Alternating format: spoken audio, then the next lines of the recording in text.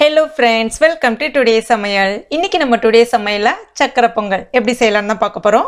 பொதுவாகவே சக்கரை பொங்கல் எல்லாருக்குமே செய்ய தெரியும். இருந்தாலும் சரியான அளவுகளில், அதுவும் குறிப்பாக பார்த்தீங்கன்னா இப்போ இருக்கக்கூடிய ஃப்ரெஷர்ஸ்க்காக நான் இந்த வீடியோ அப்லோட் பண்ணியிருக்கேன்.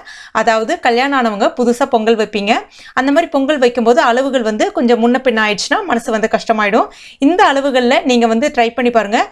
உண்மையிலே சொல்கிறேன், ரொம்ப அமோகமாக சூப்பராக நல்லா சுவையாக வரும். இதை இப்போ எப்படி செய்கிறது நம்ம பார்க்க ஆரம்பிச்சிடலாம்.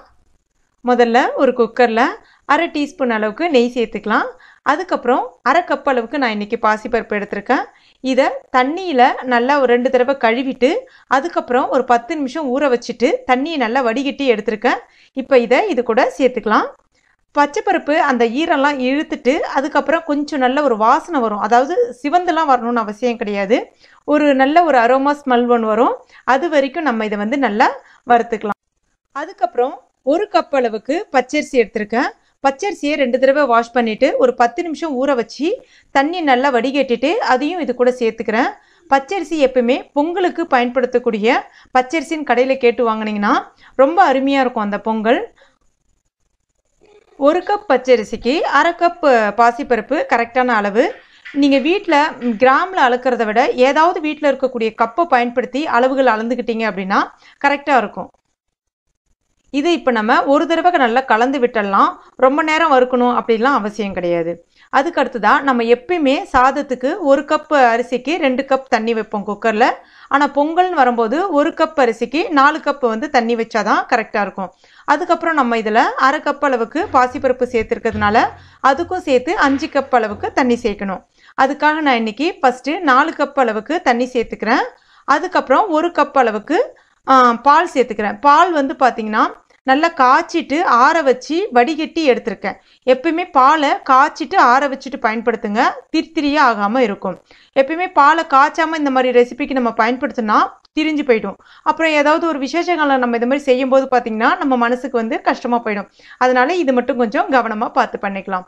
இப்போ பாலை ஊற்றின பிறகு நம்ம இதை ஒரு தடவை நல்லா கலந்து விட்டுடலாம். அதுக்கப்புறமா இதை நம்ம மூடிடலாம், விசில் வச்சிடலாம். கரெக்டாக உங்களுக்கு ஒரு 4லிருந்து 5 விசில் வந்தால் போதும். நல்லா பூக்க வெந்துடும். இப்போ இது இருக்கட்டும். இப்போ இது ரெடி ஆகிறதுக்குள்ள அடுத்ததான் நம்ம வெல்லத்தை கரைச்சி எடுத்துக்கலாம். நான் இன்னைக்கு 1 கப் அளவுக்கு பச்சரிசி எடுத்ததுனால 2 கப் அளவுக்கு வெல்லம் சேர்த்துருக்கேன். வெல்லம் அந்த மாதிரி பாகு வெல்லம் சொல்லிட்டு இருக்கும். அதாவது சக்கரை வெல்லம், பாகு வெல்லம் 2 வெரைட்டி இருக்குது. சக்கரை வெல்லம் பயன்படுத்தினீங்கன்னா சக்கரை பொங்கல் பார்க்கறதுக்கு ரொம்ப வெண்மையாக இருக்கும், நல்லாவும் இருக்காது சுவை. ஆனால் பாகு வெல்லம் பயன்படுத்திங்கன்னா கோயிலில் கிடைக்கிற டேஸ்ட் கிடைக்கும் உங்களுக்கு. அதே சமயத்தில் நல்லா சுவையும் ஜாஸ்தியாக இருக்கும், டார்க்காகவும் இருக்கும், கலர் பார்க்கறதுக்கு நல்லாயிருக்கும். இப்போ இதில் கொஞ்சமாக தண்ணி, அதாவது ஒரு 1/2 கப் அளவுக்கு தண்ணி சேர்த்துக்கலாம். இப்போ இதை நம்ம ஸ்டவ்வில் வச்சுட்டு ஒரு கொதி, அதாவது அந்த வெள்ளம்லாம் நல்லா கரைஞ்சி ஒரு கொதி வர்ற அளவுக்கு காய்ச்சி எடுத்துக்கலாம். ரொம்பலாம் பாகா ஆகணுன்ற அவசியம் கிடையாது. அப்புறம் நான் இந்த வெள்ளைப்பாகோட கொஞ்சமாக ஏலக்காய் பொடியும் சேர்த்துட்டு கரைச்சி எடுத்து வச்சுருக்கேன்.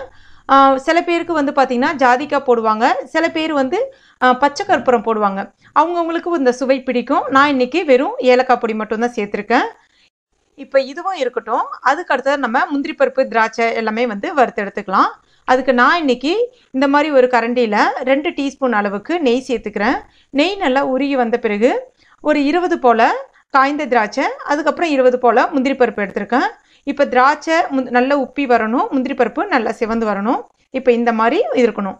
இப்போ இதையும் நம்ம அப்படியே கரண்டியோடு எடுத்து எட்ட வச்சிடலாம். அதுக்கு அடுத்ததாக குக்கர் நல்லா விசில் வந்துடுச்சு. விசிலும் நல்லா அந்த ப்ரெஷர் எல்லாமே இறங்கிடுச்சு. இதை நம்ம இப்போ திறந்து பார்த்துடலாம்.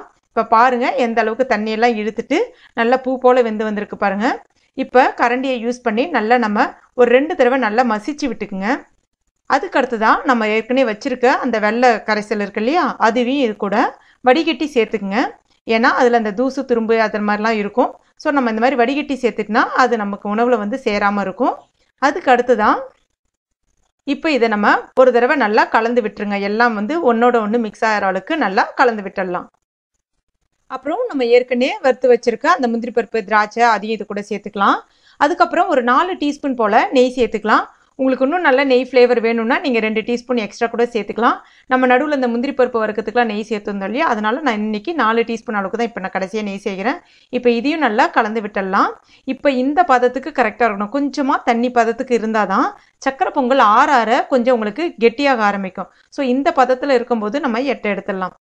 அவ்வளோதான், நம்முடைய சுவையான சக்கரை பொங்கல் ரொம்ப அருமையாக சரியான அளவுகளில் ரெடி ஆயிடுச்சு. ஃப்ரெண்ட்ஸ், நீங்களும் கட்டாயம் இதே மெத்தடில் உங்கள் வீட்டில் ட்ரை பண்ணி பாருங்கள். ட்ரை பண்ணி பார்த்துட்டு மறக்காமல் உங்கள் வேல்யூபிளான கமெண்ட்டை என் கூட ஷேர் பண்ணிங்க. என்னுடைய இனிய பொங்கல் நல்வாழ்த்துக்கள். நன்றி.